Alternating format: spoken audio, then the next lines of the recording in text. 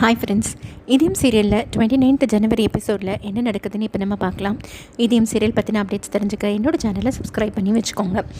இங்கே வந்து அழகர்கிட்ட சொல்கிறாரு, என்ன இப்போ உன் பொண்டாட்டி கர்ப்பமாக தானே இருக்கா, இன்னும் குழந்தை பிறக்கல, பார்த்துக்கோ பத்திரமா உன் பொண்டாட்டியை அப்படின்னு சொல்லிட்டு வெளில போகிறாரு. உடனே அழகருக்கு ரொம்ப கோவம் வந்துடுறது. இரு என்ன நீ பாட்டுக்கு வர, நீ பாட்டுக்கு பேசிட்டு போகிற, நான் எப்போவுமே சொல்லியிருக்கேன் என்னை தொட்டால் நான் சும்மா இருப்பேன், நீ ஆதியை தொட்டால் நான் சும்மா இருக்க மாட்டேன்னு. ஆனால் நீ எவ்வளோ பண்ணி வச்சுருக்க, இப்போ ஆதி வந்து அவன் அம்மாவையே இழந்துட்டு தவிக்கிறான், இது எல்லாத்துக்கும் காரணம் நீ தான். நான் வந்து உன்னை சும்மா விட மாட்டேன்.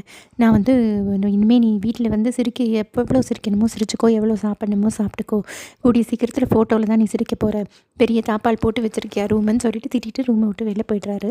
தர்மலிங்கம் அப்படியே முழிக்கிறாரு. உனக்கு கொல்லாமல் விட மாட்டேன், உனக்கு நல்ல ஸ்கெட்சு போட்டிருக்கேன், உன் சாவெல்லாம் சும்மா சாதாரணமாக இருக்காது அப்படின்னு சொல்லி தர்மலிங்கத்தை மிரட்டுறாரு.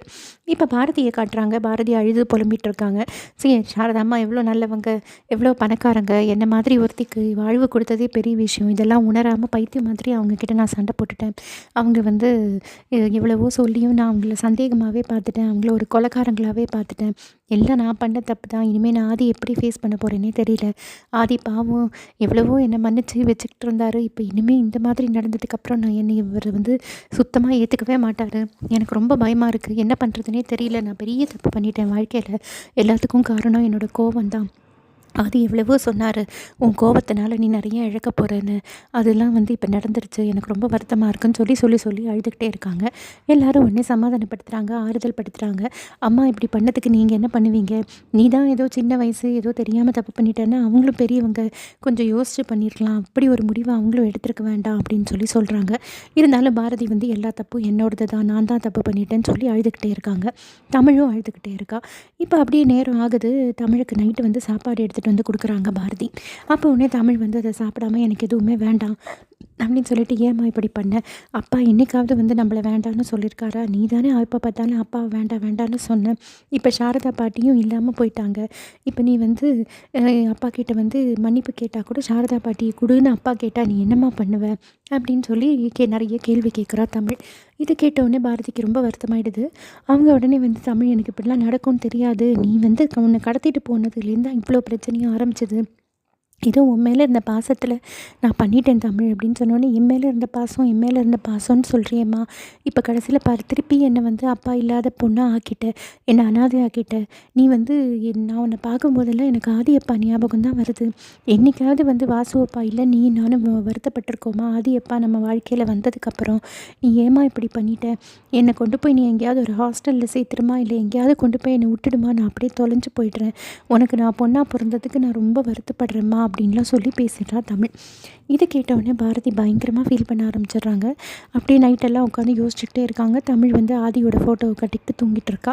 இவங்க உடனே போய் தமிழுக்கு போய் முத்தம்லாம் கொடுத்துட்டு, தமிழ் என்னை மன்னிச்சிரு, நான் வந்து சரியான அம்மாவாக இல்லை, யாருக்குமே எந்த பிரயோஜனமும் இல்லை என்னால், அதனால் நான் போகிறேன் தமிழ், நீ வந்து இனிமேல் உனக்கு ஆதி அப்பா தான் எல்லாம், ஆதி அப்பா உன்னை நல்லா பார்த்துப்பாருன்னு சொல்லிட்டு அவங்க போய் நிறைய தூக்க மாத்திரையை எடுத்து வாயில் போட்டுக்கிட்டு அப்படியே தமிழை வந்து அணைச்சிக்கிட்டு வந்து படுத்துன்றாங்க.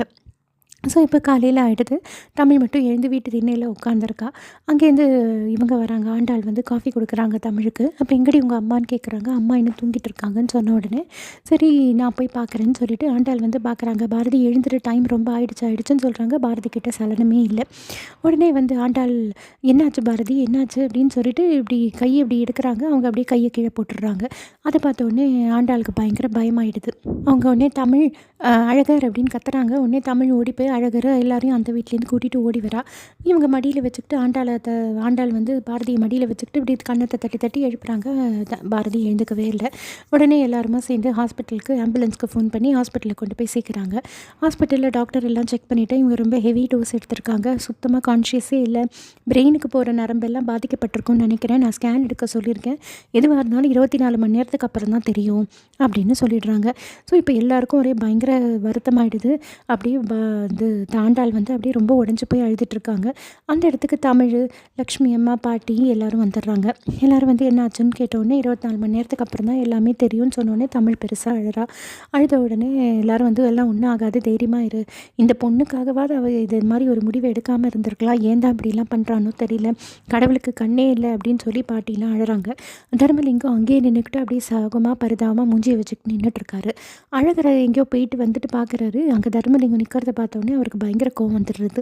உன்னால தான்டா எல்லாம், நீ ஏன்டா இங்கே வந்த, உன்னை என்ன இப்போ பாரதி உயிரோடு இருக்காளா செத்துட்டாளான்னு பார்க்கறதுக்காக நீ வந்தியா, அப்படி இப்படின்னு சொல்லி அவர் சொக்காய் பிடிச்சி அடிக்க போகிறாரு. உடனே ஆண்டாள் ஆஸ் யூஷுவல் போய் எங்கள் அப்பாவை பற்றி ஏன்டா இப்படிலாம் பேசுகிற அப்படின்னு கேட்குறாங்க. வாயை மூடு நீ, உங்கள் அப்பா பண்ணுற தப்புக்கெல்லாம் அவன் கண்டிப்பாக ஒரு அனாதை பொண்ணமாக ரோட்டில் கிடக்க போகிறான், உனக்காக அழறது கூட 4 பேர் இருக்க போகிறது இல்லைடா, பார்த்துக்கிட்டே இரு அப்படின்னு சொல்லி திட்டினோடனே ஆண்டாள் வந்து சரி நீ வாங்கப்பா அப்படின்னு சொல்லி கூட்டிகிட்டு போய்ட்றா. இங்கே உடனே அழகர் நின்றுட்டுருக்காரு. இப்போ இவங்க எல்லாம் உடனே திட்டுறாங்க இப்போ தர்மலிங்கத்தை. இப்போ வந்து டாக்டர்கிட்ட போய் பார்க்குறாங்க ஆண்டாளும் அழகரும். பாரதி வந்து இன்னும் மயக்கத்திலேயே தான் இருக்காங்க. உடனே டாக்டர் சொல்கிறாங்க இந்த மாதிரி ஒரு மெடிசன் வாங்கணும், இந்த மெடிசனை போய் நீங்கள் வாங்கிட்டு வாங்க, இங்கே வந்து இதுக்கு ஸ்டாக் இல்லை அப்படின்னு சொல்லி சொல்கிறாங்க. ஸோ அழகர் வந்து இப்போ ஹாஸ்பிட்டலை விட்டு வெளில போய்ட்றாரு. இதெல்லாம் ஒரு பக்கம் இருக்கிறச்சு, இன்னொரு பக்கம் வந்து ஒரு கேங்கு இப்போ பாரதியை கொலை பண்ணுறதுக்காக வராங்க. ஸோ அதில் ஒரு 3 பேர், ஒரு லேடி 2 ஜென்ட்ஸ் இருக்காங்க. ஸோ அதில் ஒருத்தர் வந்து டாக்டர் ட்ரெஸ்ஸை போட்டுக்கிறாரு, இன்னொருத்தவங்க வந்து நர்ஸ் ட்ரெஸ்ஸை போட்டுக்கிறாங்க. போட்டுக்கிட்டு அவங்க என்ன பண்ணுறாங்க, இப்போ பாரதியை கொலை பண்ண சொல்லி பெரிய பேமெண்ட் வந்திருக்கு, இங்கே மேலே இவங்க தான் பாரதின்னு ஒரு ஃபோட்டோவை காட்டிட்டு இவங்க வந்து மேலே தூக்க மாத்திரை சாப்பிட்டுட்டு மேலே அட்மிட் ஆகிருக்காங்களாம். இவங்களை வந்து நம்மளை கொலை பண்ண சொல்லியிருக்காங்க, பெரிய பேமெண்ட்டாக நிறைய பேமெண்ட் இப்போவே ஃபுல் பேமெண்ட்டையும் பண்ணிட்டாங்க, அதனால் நம்ம காரியத்தை சீக்கிரம் முடிச்சிடணும் அப்படின்னு சொல்லிட்டு அந்த நர்ஸும் டாக்டரும் வேஷம் போட்டவங்க நேராக பாரதியோட ரூமுக்கு போய்ட்றாங்க. அங்கே பாரதியோட ரூமுக்கு போயிட்டு பாரதியை வந்து குத்துறதுக்காக அந்த டாக்டர் வேஷம் போட்டவன் ரெடி ஆகிடுறான். இந்த பக்கம் நர்ஸு வேஷம் போட்டவங்க வந்து வாசலில் நின்று வெயிட் பண்ணிகிட்ருக்காங்க யாராவது வந்தால் தடுக்கிறதுக்காக. ஸோ இவங்க வந்து அந்த ஆள் இப்படி குத்துறதுக்கு போகிறான். அந்த சமயம் பார்த்து ஆண்டாள் உள்ளே வந்து டே என்னடா பண்ணுற அப்படின்னு கத்துறாங்க.